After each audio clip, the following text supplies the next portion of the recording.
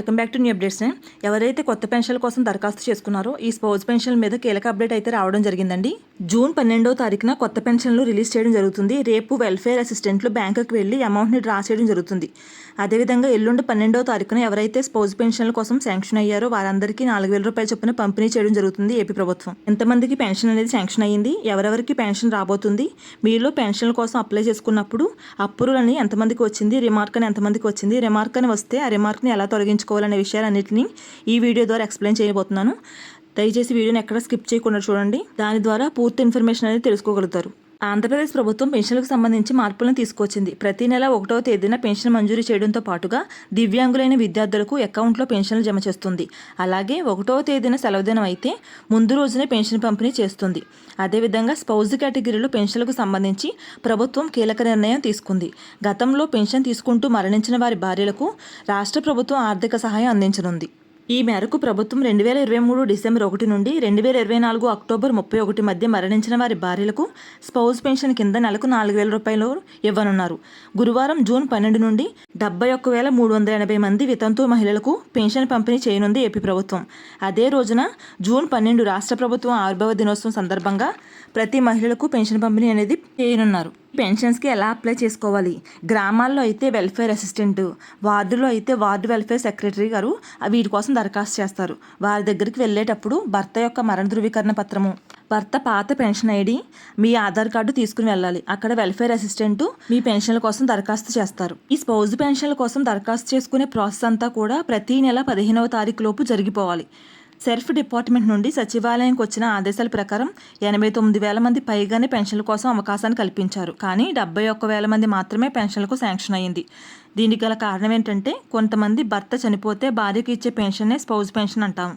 కానీ కొన్ని చోట్ల భార్య కూడా చనిపోవడం వల్ల ఈ పెన్షన్ అనేవి తొలగించడం జరిగింది.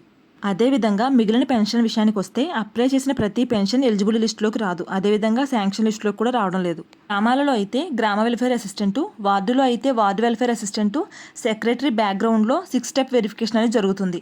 ఈ శాంక్షన్ లిస్టులో పేర్లు రాకపోవడానికి గల కారణాలు చూసుకున్నట్లయితే ఎవరైతే కొత్తగా స్పౌజ్ పెన్షన్ల కోసం దరఖాస్తు చేసుకుంటారో వారి కుటుంబంలో ఎవరైనా గవర్నమెంట్ ఎంప్లాయ్ ఉన్నట్లయితే వీరికి పెన్షన్ అనేవి శాంక్షన్ కావు. అదేవిధంగా ఎవరైనా ఇన్కమ్ ట్యాక్స్ పే చేస్తున్నా, 4 వీలర్ ఉన్నా, 300 యూనిట్ల కంటే ఎక్కువ కరెంటు బిల్లు వచ్చినా, అదేవిధంగా 1,500 చదరపు అడుగుల కంటే ఎక్కువ భూమి ఉన్నట్లయితే వీరికి ఈ స్పౌజ్ పెన్షన్లు అనేవి తొలగించబడతాయండి, అర్హులు కారు.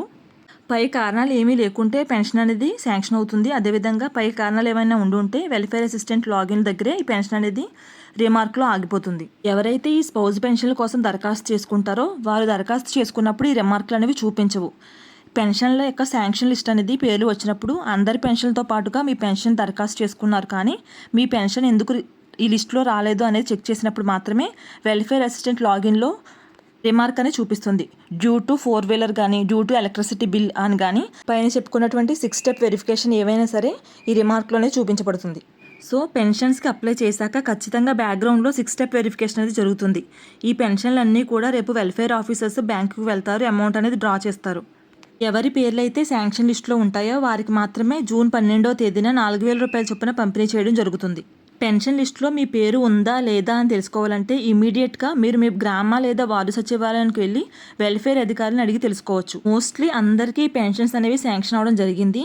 ఎవరికైనా పెన్షన్లు శాంక్షన్ అవ్వలేదు అంటే ముఖ్య కారణం అయితే house holding mapping. House holding mapping ప్రక్రియ అనేది ఖచ్చితంగా అందరూ పూర్తి చేసుకుని ఉండాలి. ఈ పెన్షన్స్ విషయంలోనే కాదు, ఈ ఖచ్చితంగా అన్నదాత సుఖీభావకు కానీ, తల్లికి వందనం, అదేవిధంగా రాబోయే అన్ని సంక్షేమ పథకాలకి హౌస్ హోల్డింగ్ మ్యాపింగ్ అనేది ఖచ్చితంగా చేసుకుని ఉండాలి. ఇక ఎవరైతే కొత్తగా స్పౌజ్ పెన్షన్ కోసం దరఖాస్తు చేసుకున్నారో దరఖాస్తు చేసుకున్న తర్వాత శాంక్షన్ లిస్ట్ కంటే ముందు ఈ రిమార్క్ చూపించినట్లయితే ఒకవేళ పొరపాటున ఎక్కువ కరెంట్ బిల్ వచ్చి 300 యూనిట్ల కంటే ఎక్కువ కరెంట్ బిల్ వచ్చి మీకు పెన్షన్ కనుక రిమార్క్ చూపించుకున్నట్లయితే మీకు దగ్గరలో ఉన్నటువంటి ఏఐ గారి దగ్గరికి వెళ్ళి మీకు 300 యూనిట్ల కంటే తక్కువ కరెంట్ బిల్లు వచ్చిందనే సర్టిఫికేట్ని తీసుకురావడం ద్వారా ఈ రిమార్క్ అనేది తొలగించుకోవచ్చు.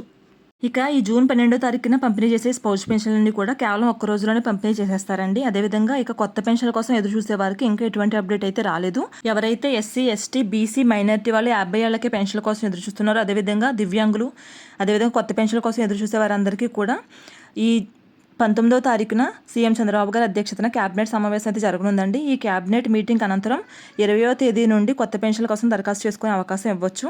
అంటే 20వ తారీఖున దరఖాస్తు చేసుకున్నట్లయితే జూలై 1 నుండి మీకు 50 ఏళ్లకే పెన్షన్లు కానీ, దివ్యాంగుల పెన్షన్లు కానీ ఎవరైతే కొత్త పెన్షన్ల కోసం ఎదురు చూసుకున్నారో వారందరికీ కూడా జూలై 1 నుంచి కొత్త పెన్షన్లు వచ్చే అవకాశం ఉంది. ఈ విధంగా ప్రభుత్వం ప్రవేశపెడుతున్న కొత్త పథకాల యొక్క జెన్యూన్ ఇన్ఫర్మేషన్ని మన ఛానల్ ద్వారా మీకు అందిస్తూ ఉంటాను. దీనికోసం మన ఛానల్ తప్పకుండా సబ్స్క్రైబ్ చేసుకోండి. వీడియో మీకు నచ్చినట్లయితే లైక్ చేసి మీ ఫ్రెండ్స్ అండ్ ఫ్యామిలీకి షేర్ చేయండి. Thanks for watching.